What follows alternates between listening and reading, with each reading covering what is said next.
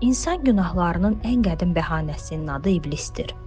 Höte onu Mefistofel, Maria Corelli Romanes, Bulgakov Voland, Cavid isə sadəcə iblis adlandırırdı. Mefistofel insanı sınağa çəkir. Romanes insanın arzularını satın alır.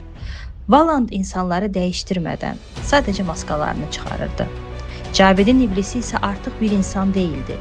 Bir dövrün xəstəliyi idi, müharibə idi, tamah idi, nifrət idi. Amma onların ortaq bir cəhəti var. Onlar insanın zəifliklərini çox yaxşı tanıyırlar. Daha maraqlısı isə başqa bir şeydir. Bəzən oxucu Valanda rəğbət duyur, Romanesi haqlı görür.